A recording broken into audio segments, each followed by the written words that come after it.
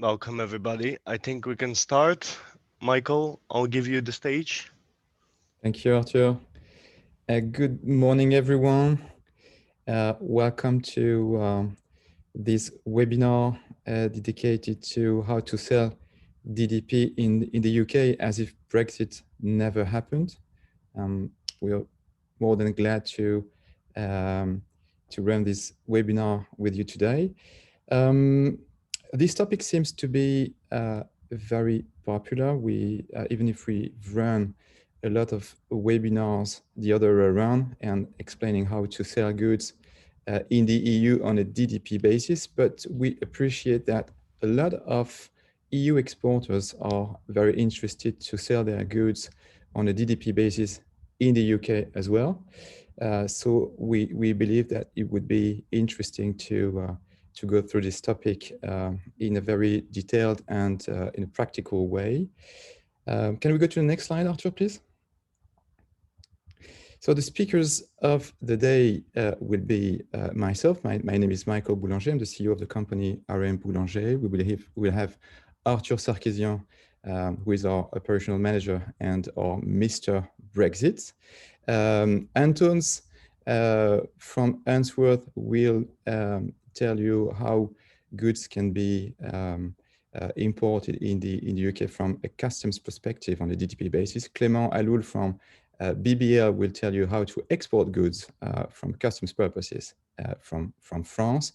And we will also have Arthus Gallier, who is the director for UK and Ireland at Hauts-de-France Invest, who will tell you about all the main benefits about using the Hauts-de-France region as a region of export. Next slide, please. So, Arthus, I think the stage is yours. Yes, thank you very much, Michael. Thanks a lot.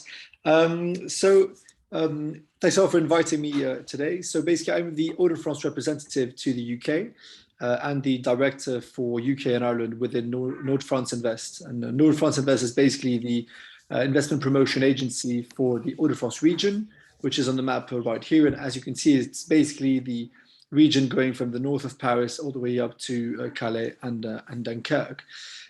So, I mean, from our role really is to preserve and develop economic and business links between the UK and our region since Brexit, and really to try to make sure that we can preserve UK-EU trade. And as all of you will be aware, the past few months have been relatively rocky, so to say. I mean, the start has been quite difficult. I mean, things have been gradually improving as things were going forward, but as everyone following the news will know, there are a few difficulties around fishing currently between France and the UK, and unfortunately around other topics, including Northern Ireland, which means that the overall stability of the Brexit agreement and of the trade and cooperation agreement between the UK and the EU is at risk. So there's really a strong importance for all companies involved in UK-EU trade, whether they're on the UK side or on the EU side, to really prepare as much as possible and to professionalize their trade across the channel. That's really my key message today. It's really the need to work on all that, and we're really here to help for that. And the Hauts-de-France region, because of our proximity to the UK, can really be your hub in terms of UK-EU trade, cross-channel trade. So for very concrete things, such as the need to group orders and consignments at one specific place before exporting them, whether UK to EU or EU to UK. So that's really because of our proximity, as I mentioned. But there's also really the argument about efficiency and our really dense and multimodal transport network, which I'll talk about in a minute. And obviously the network of service providers that we have in terms of tax and customs.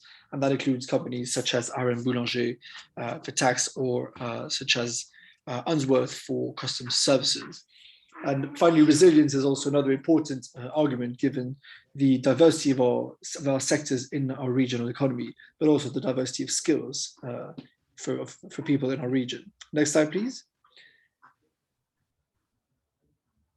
So so I spoke about the multimodal transport facilities in our region. As you can see on the right, many logos of companies that you will recognize, and maybe for some of them actually do the job. Sorry about these little noises. This is just my baby right next to me. We have to do home office as we can. And so basically, in terms of roads, we have a really dense network of roads in our region. I mean, pretty much 10% of the overall network. Railways is also very, very strong, not just because of the railway network, but also because we're developing the booming rail freight sector. And you may have heard of Cargo Beamer, for example, which is a technology near Calais, which allows transporting containers from boats onto trains and send them directly to broader European destinations, whether in Spain or Italy, for example. Waterways is also an important sector with close to 1,000 kilometers of waterways, and especially the huge Canal Seine Europe project that we're currently digging in our region. So this is a really big 5 billion euro project, which will dig a 107 kilometer canal between the Seine Valley near Paris and the Escaut River in Belgium. And that will really massively increase our interconnectivity with the rest of Europe and access to huge platforms such as Duisburg in Germany. And obviously ports, most of you will know the ports of Calais-Boulogne, Calais for roll-on, roll-off transport, Boulogne for everything related to fisheries, but also the port of Dunkirk, which is more for global interconnections and containers, and obviously the Eurotunnel for quick and speedy access to, well, either in the UK, EU or EU to UK side. So that's it for me, generally speaking, and obviously I'm happy to take any questions either now or later, and any sort of anyone wanting to discuss their own specific issues, obviously feel free to get in touch. I'll be very happy to go through that with you. Thank you very much. Thank you very much, Artus. I should have mentioned that you have the possibility to raise some questions, and we will be more than happy to provide you with practical answers at the end of this webinar. As I can see that Anna's already raised a question. If okay with you, Anna, we will go through your question just at the end of this webinar. Clément, would you like to give a few words about your company and about the solutions that you can provide to the EU exporters? Yes, sure. Thank you, Michael. Nice to meet you all. Let me introduce myself. I am Clément, the Brexit manager of BBL Group. BBL is a French family-owned company founded in 1997. We are mid-sized player of the supply chain industry and active on 4 main segments: road freight, air and sea freight, contract logistics, and last but not least, customs. Our group employs 1,300 staff with revenues of roughly 350 million sterling. And we have a great coverage of the French territory with more than 40 locations. Of course, Paris, Lyon, Marseille, etc., but also smaller city available on our website. Customs is clearly part of our DNA, as we originally started with transport between France and non-EU countries. And on a pure customs perspective, we have more than 80 customs brokers in the group. Next slides, please, Arthur. Thank you. So, as I said, BBL gets more than 80 customs brokers in 6 different countries all over the EU. We offer a full customs service, we call here SAFE, from the securization of your customs process. I mean, commodity code classification, applicable regulation in France, according to the kind of products importing in the EU or exporting from the EU to the UK, to the empowerment of your services with kind of training and consulting services. So we are established in France, obviously, Switzerland, Belgium, Netherlands, Portugal, and Ireland. Next slide, please.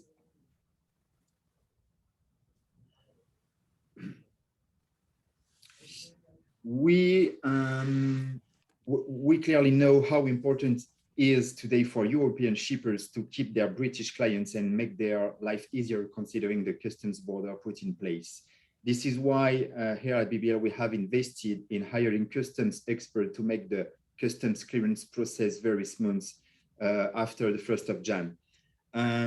We have hired a 10 experienced customs broker dedicated for Brexit clearances only. So 10 of them are only raising every day Brexit clearances only. 3 of these guys are specialized in veterinary and phytosanitary processes. We are able to clear absolutely all kinds of goods, food and beverages, wine and spirits. We are excise agreed. We are able to clear POAO products, animal feed, and obviously general cargo. We are covering a full week assistance with a specific time slot.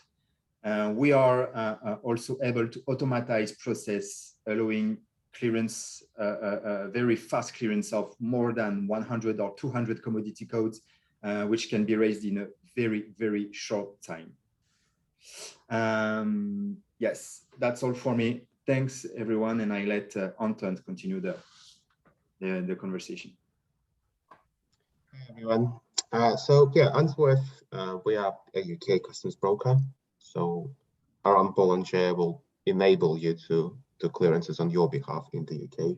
We will be the people actually doing the clearances. Lately, anything that comes into the UK, regardless of what it is, where it's coming from, as long as it's commercial goods, they need to be customs cleared. And this is what we're there for. We're not probably a usual customs broker, as in we don't sell customs clearance as a commodity. So it's not just the clearance for us. At the core, we're a supply chain company and we're a freight forwarder. So we're there to assist your business by not just doing the clearance, but doing it in a way that actually helps you deliver more goods, improve your service to your customers, etc., etc. To this extent, we've already improved our processes. So since February, all of our, well, the vast majority of our import declarations have been done the same day. If you've done your research about the current UK clearance processes, you would know that most companies actually take up to 175 days to complete their import declarations. We don't. We decided we want to be fully prepared for next year. I mean, we still can take the 175 days if we need to, but we decided we'll improve our processes and we'll do the process that's fit for next year. So I'll talk a little bit about how the process is going to look like next year. But the good thing is we're already ready to do it exactly like that. If I can have the next slide, please. On top of that, we've invested a lot in our visibility. So anything we do is available to you online instantly. That's declarations, any commercial documents, anything, literally anything you want on the job, it can be available to you online. It works quite cleverly with all the different customs statuses. So as soon as the truck crosses the border, you will see it online, in many cases before we know or before the driver has a chance to inform you. And it has the ability to upload documents, spot any exceptions. So if you want to monitor all of your shipments in the same place, that's probably the easiest way to do it. And if I can have the next slide, another thing we're developing is the portal for the hauliers to get the numbers of the import declarations. It's quite simple. They go in, put the EORI number and the invoice number, and it returns a number of the declaration. Why is this important? Going to the next slide. From the 1st of January, there's a new process for import into the UK. For those of you who do the shipments both sides, it will be very similar for the smart border process that's currently working entering France. From the 1st of January, you also have to do a bit more work entering the UK. So let's have a brief look at how it will be working. So first, you create the export declaration from the EU. That's something happening now already. You create an anticipated declaration or pre-lodged declaration using the UK customs terminology. This was the extent of your preparation so far.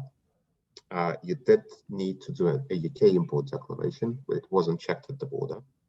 From the 1st of January, you need to create an import declaration into the UK.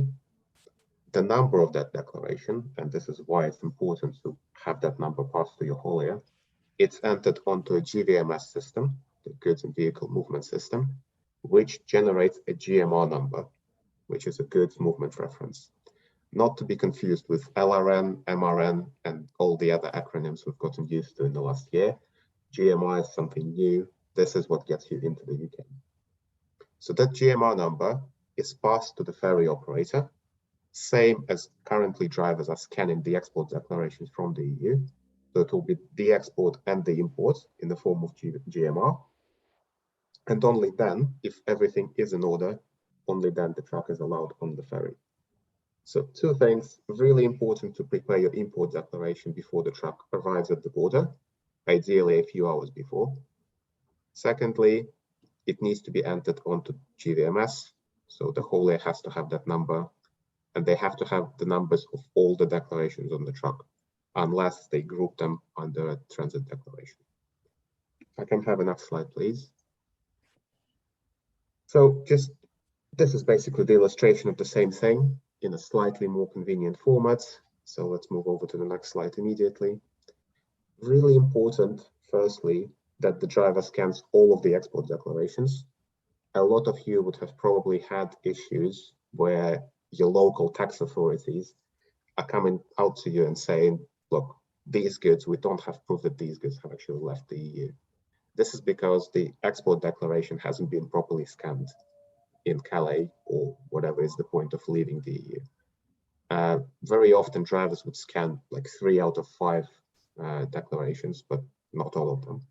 So it's really critical all of the export is scanned, and then even more critical, all of the import is entered onto the GVMS system when you're registering the GMR. So there's a bit of a process to be introduced, nothing too complicated. It just requires more attention from everyone, and we're really there to help you. If the GMR is not scanned, provided you're using our online portal, you will see which declarations have been omitted immediately, and then we can try and rectify it immediately as well. So if we can go over to the next slide, and let's go over to the next one immediately. So yeah, again, if you know how the smart border works into France, this one won't be anything too new to you. So all the references are entered, a bit like the smart barcode you can currently generate with the Port of Calais Boulogne. Every operator is slightly different, but they will basically use the same screens currently used for the entry into France. The driver will see if they need to proceed to the inspection at the inland border facility, if they're okay to go, if there's any issues. Basically everything will be shown on the screen and online in the application as well. So what is an inland border facility? If you can go to the next slide. UK is setting up a lot of facilities because obviously it's impossible to have the UK border in France anymore. You know, if you've ever crossed on the Dover-Calais crossing, that UK border for the movement of people is actually located in Calais. So you clear the French border first, the English border later, and then when you come to Dover, you just drive out. Nobody's ever checking you. With the goods, because it's such a complicated operation, UK border for goods is actually on the British side of the channel. But again, if you've been to Dover, you know there's not enough place in there. So we're building a lot of inland border facilities where the trucks will be directed to if customs want to see inside. It's very unlikely to happen until July, but it's just worth getting ready for it. Going to the next slide, this is probably the biggest facility that's being set up. It's in Sevington, just a few miles away from Dover. It's a brand new facility, isn't actually working at the full capacity at the moment, but it will be very shortly. And as a company, let's go to the next slide, we've organized a few things lately just to keep everyone educated. Like for instance, the short Straits user forum. Can I have the next slide, please? And what it is, basically anyone using the short straits, which is mostly the Dover-Calais or the Eurotunnel crossing, but also the Irish crossing, etc.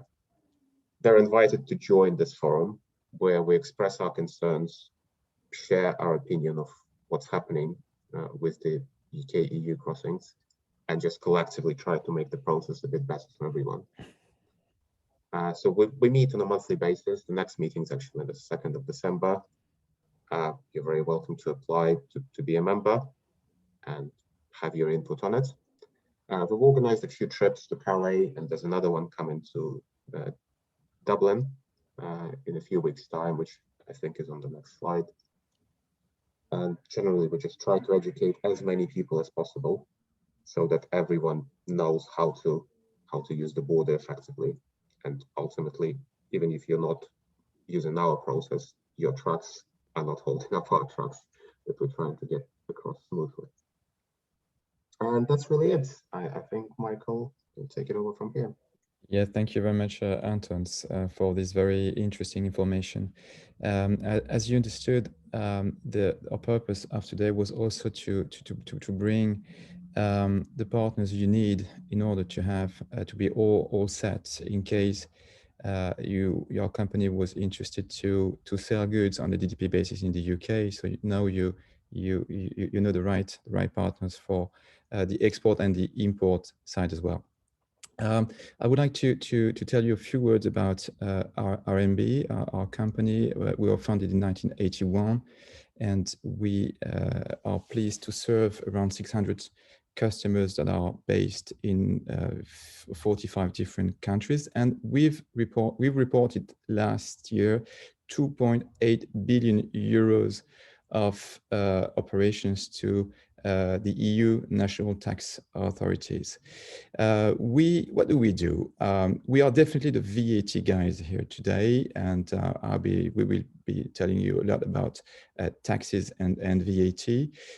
Our company is based in the north of France and couldn't be much more north, actually.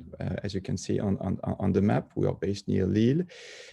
We provide fiscal representation services for about 40 years now, and we also provide VAT registration and VAT compliance in the UK, where we have an accreditation from the HMRC to be able to act as a tax agent for any non-UK company.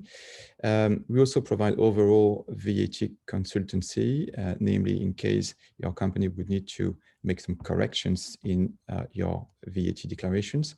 And we also provide Brexit dedicated services, as we appreciate that from 1st of January, a lot of companies have been struggling with Brexit issues. We are also acting as an economic operator in the EU for the EC marked products. You may know that both in the EU and the UK, if you're selling such products, you need to have an economic operator, a representative that will be responsible for providing information about your products to the national relevant authorities. So in a nutshell, we are assisting companies to trade within the UK as if Brexit never happened. And I will tell you what are our solutions about this. The Brexit has definitely had a huge impact on companies in two sides of the channel. And we identified 5 different bottlenecks that arise from Brexit, and some of these bottlenecks are customs related. You know that if you're selling products of any origin, you will probably need to provide a lot of more documents to the relevant customs authorities, especially in the UK, when new regulations will take place next year. You have maybe already been facing some pressure on your supply chain and delivery times, and which creates a lot of administrative burden. But the 5th bottleneck is probably most important one, and it's about the fiscal liabilities that any exporter has when it comes to exporting goods in a different country. And VAT is an issue that needs to be managed very carefully in case you wouldn't be compliant from a VAT perspective. This could lead you to very serious problems in any country, and also in the UK. And our mission today is to tell you how you can take benefit from Brexit by selling your goods on a DDP basis, and how your company is fully able to sell goods in the UK without creating a permanent establishment in the UK. And this is fully possible thanks to the fiscal representation services. Next slide, please. So what is the reality from a fiscal point of view in the UK? Well, you know that B2B transactions are no longer seen as intra-community sales between the EU and the UK. We are now talking about export and imports between these countries. Customs duties need to be paid when goods are sold to the UK, unless, of course, your products would qualify as being UK origin products. They will attract import VAT in the UK, and some of your UK clients may require to be supplied on a DDP basis because they may be happy not to be involved in the customs process in the UK. And this is the reason why they would be probably very happy to receive your goods already customs cleared and sold on a DDP basis.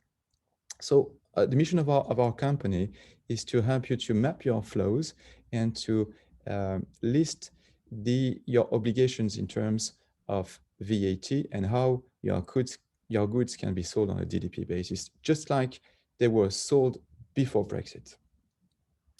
Next slide, please. Thank you, Arthur. So we have two big recommendations to make. The first one is to use the port of Calais. This port is brand new. We had the opportunity to organize a visit of this port last month, and we will have another one next week with more than 100 UK companies. And this port offers a lot of benefits for any EU exporters.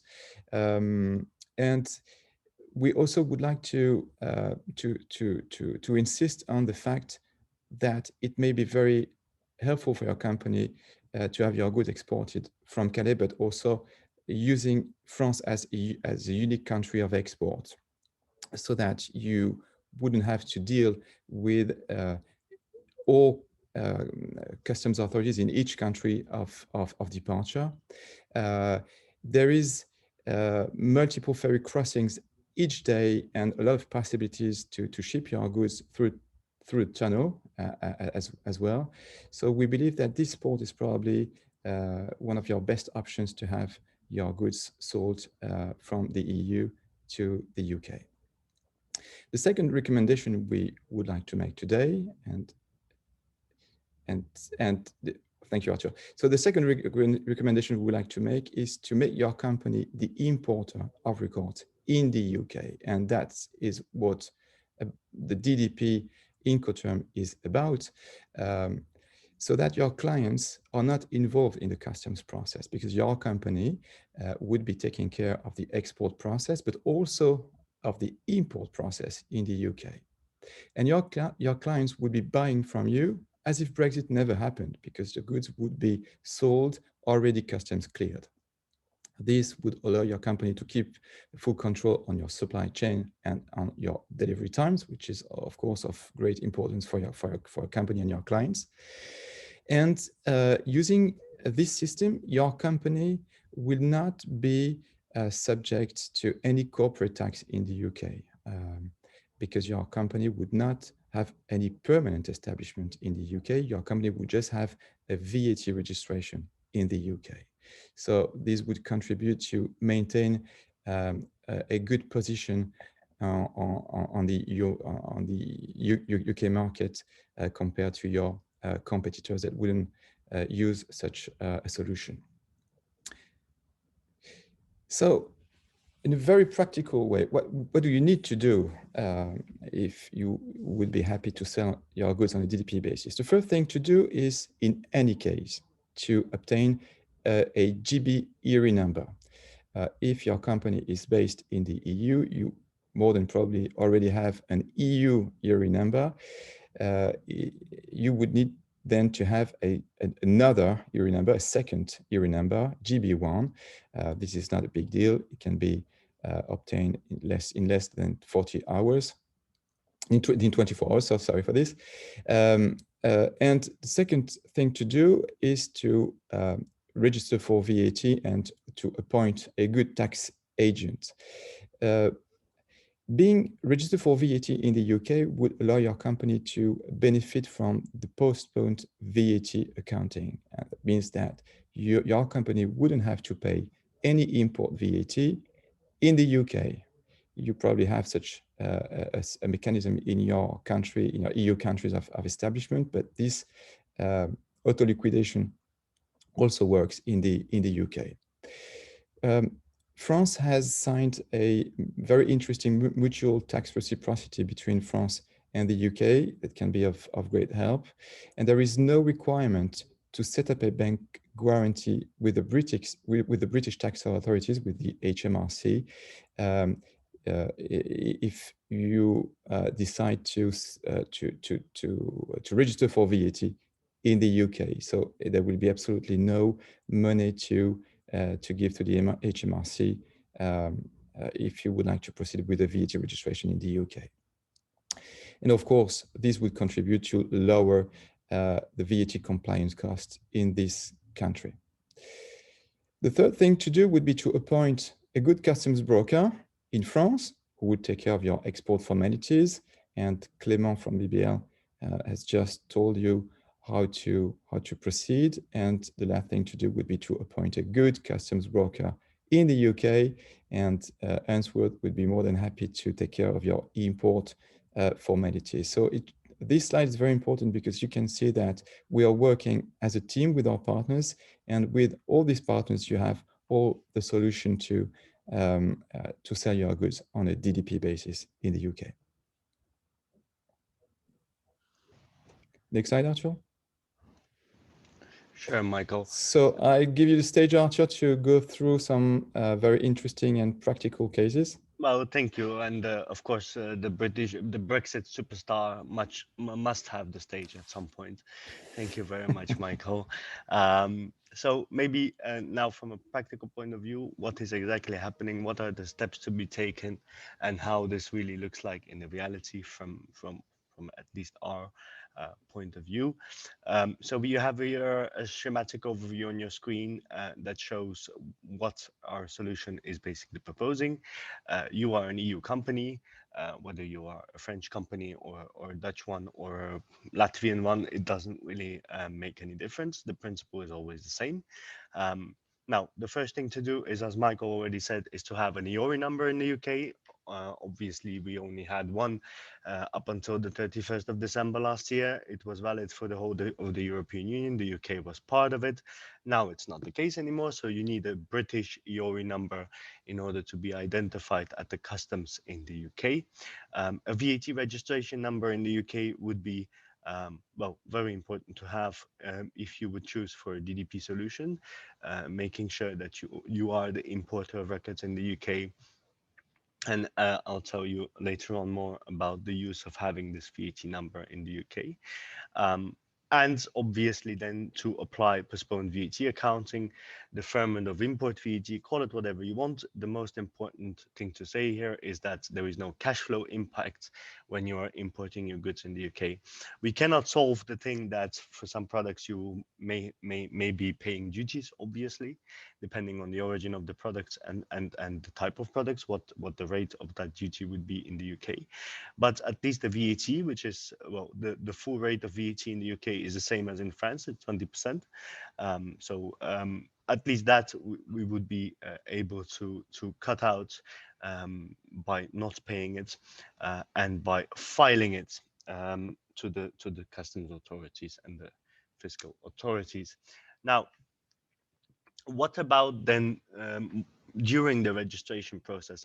This is a question that arises very often when we talk to our clients, when we talk to partners.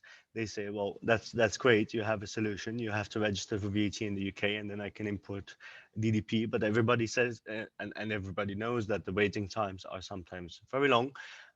You're not the only company that would like to register in the UK. So it is quite possible that you will be waiting for 8, 10, 12 weeks, maybe more, in order to receive a British VAT number. Can you import in the meanwhile? Yes, you can, and that's the beauty with maybe Great Britain, is that in many cases they are very practical. So what will happen is that while you are waiting for your VAT number, you will already have your EORI number, so you can be identified then at the customs, and you can clear the goods on your own name.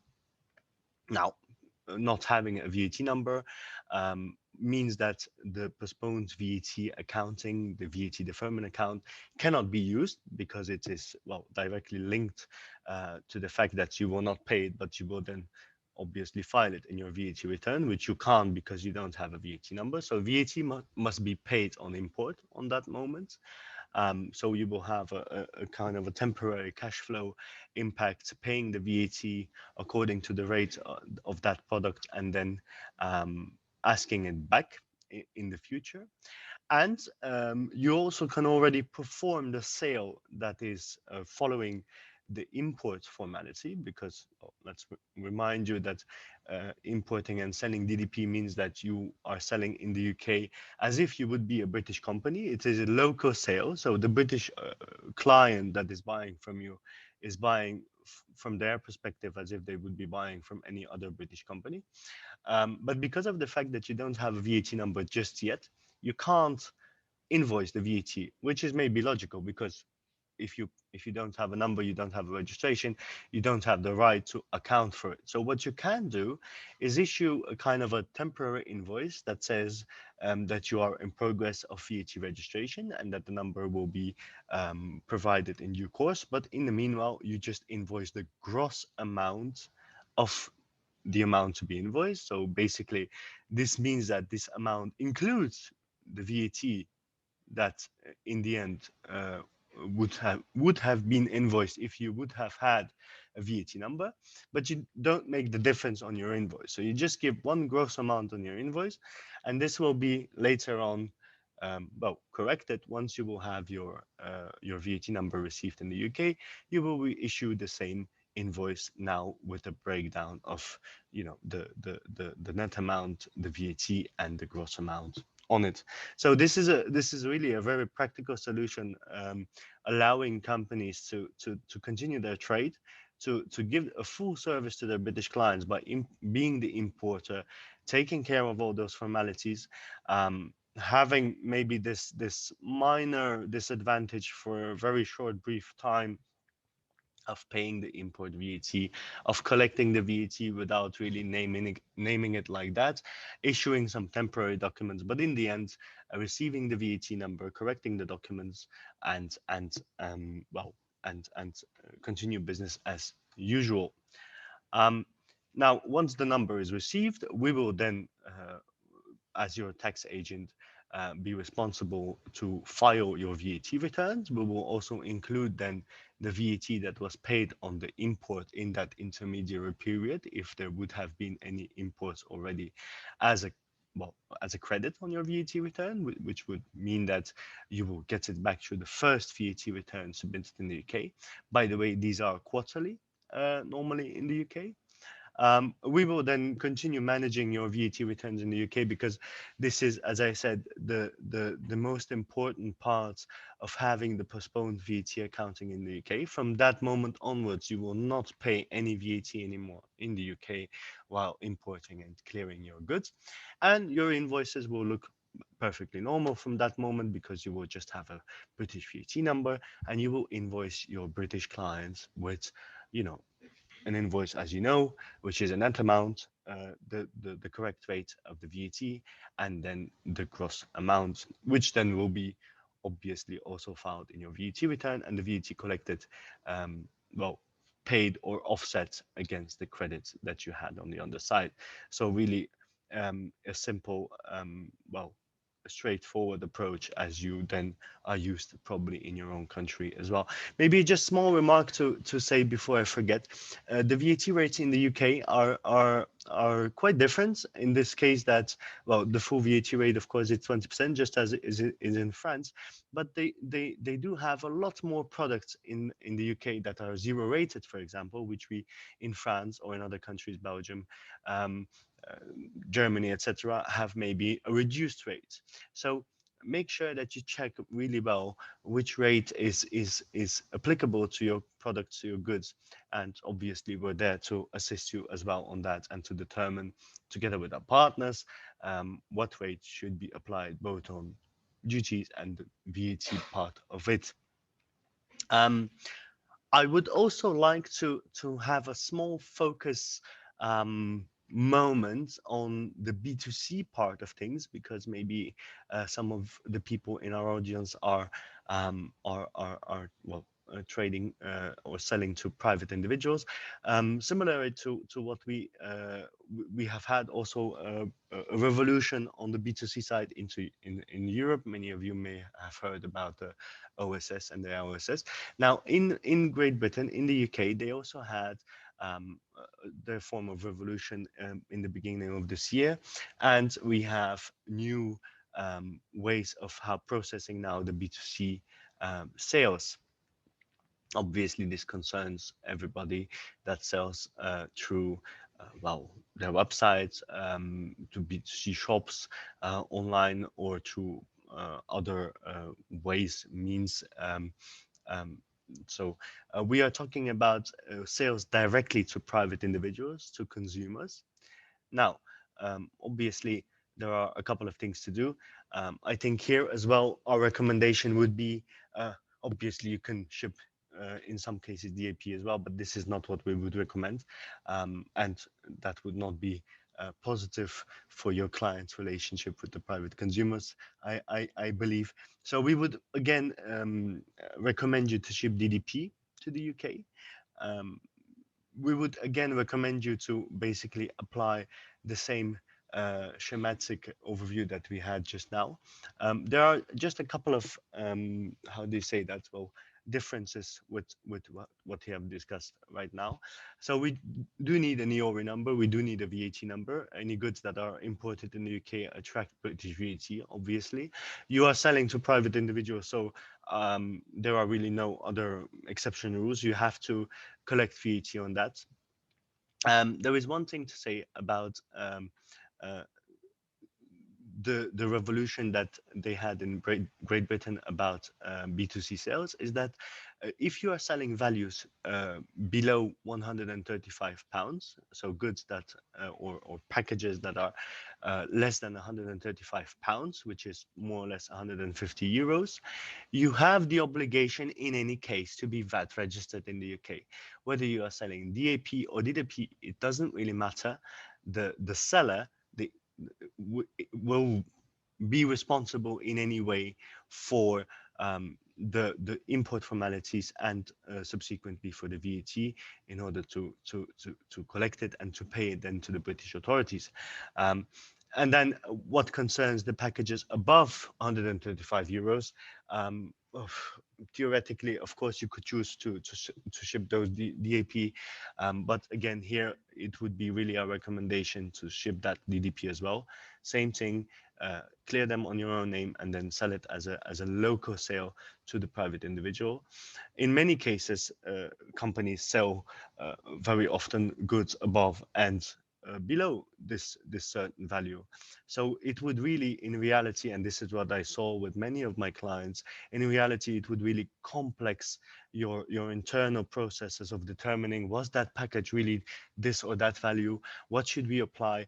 I think it would be much easier for everybody and much more, well, fun for the private consumer receiving the goods, knowing that everything is paid, everything is cleared. They don't have to pay anything to the postman or whatsoever. And you, at the same time, you keep control on the full supply chain, and you service your clients in a most positive way.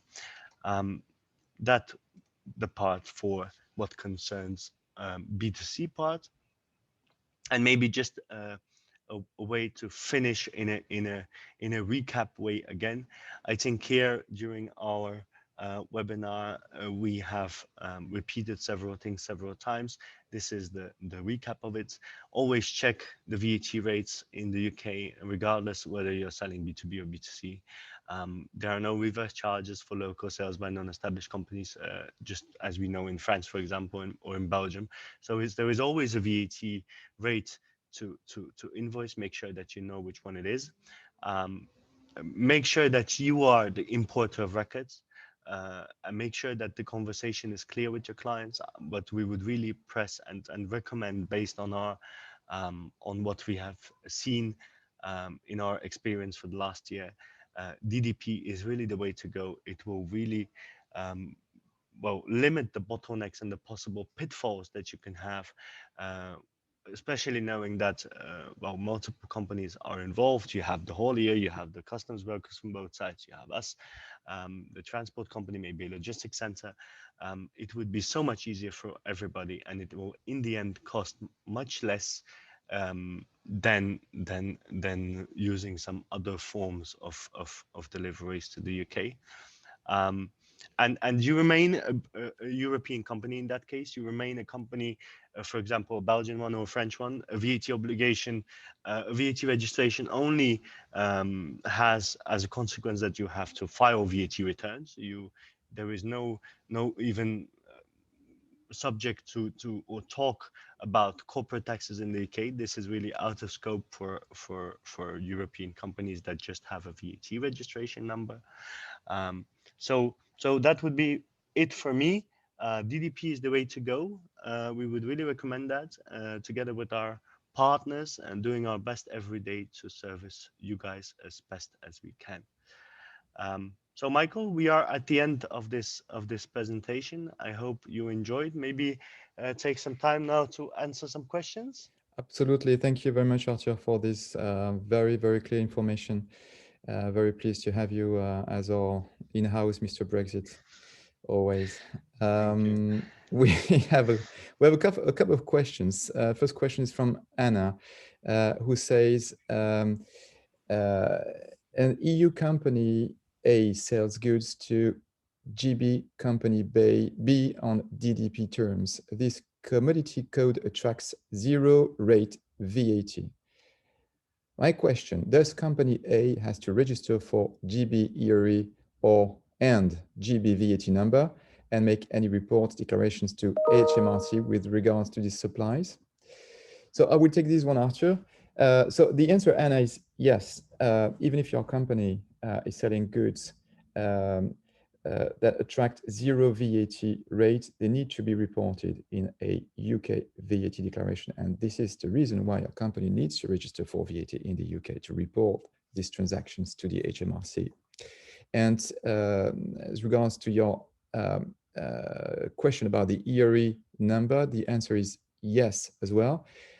Your company will need to have an UK EORI number, because this number will give you the possibility to be the importer of your goods in the UK, and this is probably the first thing you will need to do. So I hope I answered your question properly. Arthur, we also have a question from Alex, or maybe this is for Antons. Alex would need to know whether a EU company can obtain an EORI number in the UK. Antons, can you take this one? That's definitely an option. You would be acting as a non-established company, and I understand this is something Boulanger can assist you with. But yeah, certainly anyone can obtain the GB EORI number, and you can't clear anything in the UK without a GB EORI number. So that is quite important. Okay, thank you, Antons. And this one maybe for you, Clément. Who is the consignee and the consignor in case of a DDP delivery? So the consignor in case of DDP exportation from the EU to the UK, so the exporter of record will be the European consignee, the European company, sorry. The importer of records on the other side of the channel will be also this same company, so the EU company, registered to a local GB EORI number. And this is clearly the goal of the process of DDP in the UK, is to not involve any British clients in the customs process, just manage in the EU the full customs process, being the exporter of records and the importer of records on the British side. Wonderful. I think it's important to understand the difference between consignee and the importer. So the consignee doesn't change. The consignee is still your British customer. It's just the importer will be the EU company. By the time the goods reach the consignee, they're in free circulation in the UK. Yeah, this is a really interesting remark from you, Antons, because again, in my experience, there is so many confusion just by misusing words. And you know, English is a word language. Everybody is using it, but not everybody is obviously British. So I think here it's really important, as you said, to determine Clément from one side, who is the importer and the exporter. The consignee is basically the final destination.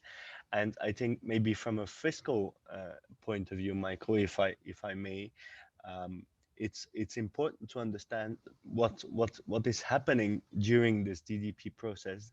When you are importing goods in the UK, there is no change of property just yet on that moment. This is the whole point of importing DDP to the UK. So what you are basically doing is that you're transferring goods from your, for example, you are a French company, you are transferring goods from your French VAT number to your British VAT number. There is no change of property. And this is why very clearly Clément has said that in both cases, both the exporter and the importer must be the same European company. This is what is happening. You are transferring your goods from one VAT number to another.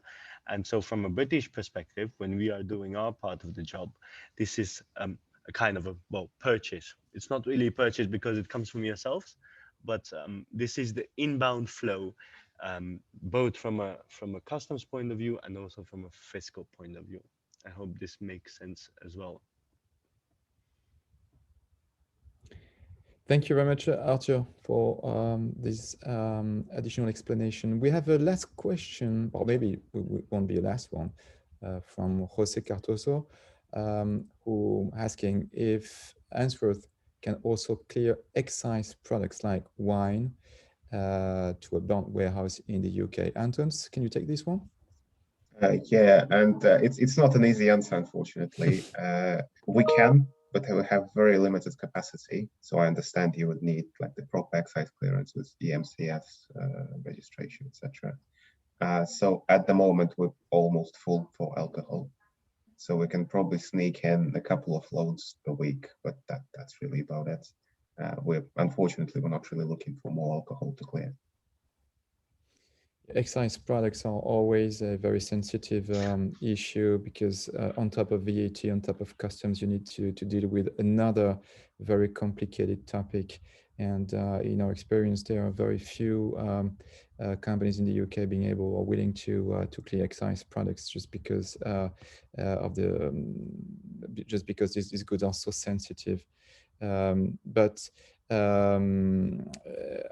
Jose, we may have some other solutions for you in case Unsworth couldn't take your goods.